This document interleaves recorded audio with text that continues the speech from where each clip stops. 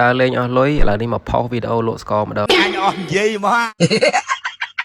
និយាយលេងដល់អ្នកគ្នាដោយសារតែខ្ញុំទៅលេងមិត្តភ័ក្តិប៉ុន្តែឃើញគាត់កោចៃដន្យក៏ឆ្លៀតថតតិចទៅជំរាបសួរបងប្អូនស្វាគមន៍មកកាន់វីដេអូថ្មីថ្ងៃនេះឆ្លៀតមកលេងផ្ទះមិត្តភ័ក្តិនៅព្រៃខាងកើតបន្តិចវាស្រែជុំវិញខ្លួន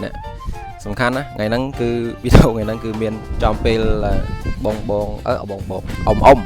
អាជីវករដែលគាត់ធ្វើជាស្ករជាលក្ខណៈគ្រួសារណាប៉ុន្តែអាចទិញបានខ្ញុំដាក់លេខទូរស័ព្ទគាត់នៅក្នុងហ្នឹងហើយធម្មជាតិសុទ្ធ 100% មើលដល់ខាងក្រោយខ្នងខ្ញុំទៅដឹងអីគឺសិតតែដើមថ្នោតហ្មងកញ្ញាខាងនេះក៏ដើមថ្នោតខ្នោះក៏ដើមថ្នោតប៉ុន្តែប្រយ័ត្នជាប់ខ្លាមើលក្រោយតែសិតដើមថ្នោតដែរមិញខ្ញុំថតជាមួយគាត់ហើយប៉ុន្តែសលេងវារៀងខុសបច្ចេកទេសបន្តិចចឹងប្រហែលជាខ្ញុំត្រូវ voice over អ្នកភូមិខាងខ្ញុំគាត់នៅតែបន្តធ្វើស្ករបែបនេះតាំងពីកាលខ្ញុំនៅក្មេងម្ល៉េះហើយប្រវត្តិដ៏ជូរចត់ហ្នឹងគឺនៅពេលដែលគេកូរស្ករគឺអត់មានតាណាឆ្ងាយពីផ្ទះថ្នោតនោះទេមើលតែគេឈប់កូរកាន់ស្លឹកថ្នោតនឹងមួយគៀយោឆ្ងាញ់គ្មានអ្វីប្រៀបបានហើយនៅត្រង់កន្លែងនេះដែលខ្ញុំសុភាអ៊ំប្រុសហ្នឹងខំនិយាយជាមួយគាត់ឡើងមកឆ្ងាញ់ដល់ពេលមកស្ដាប់សលេងខូចសលេងបាត់ជាមួយខ្ញុំដាក់សលេងឲ្យស្ដាប់បន្តិចណា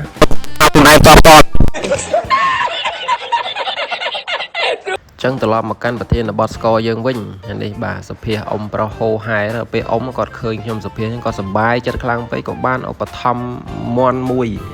ដល់ពេលទុនមាត់ទៅចិត្តល្អប៉ុន្តែថាទៅអ៊ំអ្នកភូមិខ្ញុំគាត់គឺចិត្តល្អចឹងទាំងអស់គ្នាហើយបើសួរថាស្គាល់ខ្ញុំឯងស្គាល់ប៉ុន្តែអត់ដឹងឈ្មោះអីស្គាល់តែ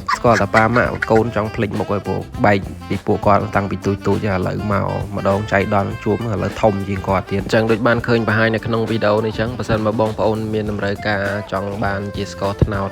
ធម្មជាតិ 100% ហ្មងអានេះមិនដឹងមានអីមកបញ្ជាក់ទេបើសិនជាសិតតែដើមត្នោតជុំវិញបងប្អូនមើលឃើញខ្លួនឯងដឹងហើយបើថាចេញវីដេអូនេះទៅហើយមានបងប្អូនត្រូវការច្រើនហ្នឹងអាហ្នឹងខ្ញុំរកឲ្យទៀតព្រោះនៅក្នុងភូមិស្រុកខ្ញុំហ្នឹងមានអ្នកធ្វើស្ករមិនតិចអ្នកទេអញ្ចឹងវាអាចថាជាឱកាសមួយនៅក្នុងការបើកទីផ្សារឲ្យបងប្អូននៅក្នុងស្រុកដែរមែនតើទៅស្ករត្នោតហ្នឹងវាមិនត្រឹមតែធ្វើឲ្យម្ហូបយើងមានរសជាតិឈ្ងុយឆ្ងាញ់ទេវាក៏បានជួយបន្ថែមពណ៌ឲ្យម្ហូបរបស់យើងមើលទៅវាគួរឲ្យទាក់ទាញដែរគាត់ថតវីដេអូហើយសំខាន់វីដេអូហ្នឹងខូចទៀតខូចសលេងហើយថតវីដេអូមិនទាន់ផុសផងឥឡូវនេះអ៊ំប្រុសឧបត្ថម្ភមន់ឲ្យមួយទៀតហ្នឹងហើយម្ចាស់កម្មវិធីក្នុងពិភពលោកក្នុងរួចបាទអរគុណច្រើនណាស់គាត់ថតប្រម៉ូទស្ករបន្តិចបានមន់មួយសំខាន់វីដេអូមិនទាន់ចេញហ្មងនេះអរគុណបាទហើយអ្នកទៅយកមន់ចុងភៅ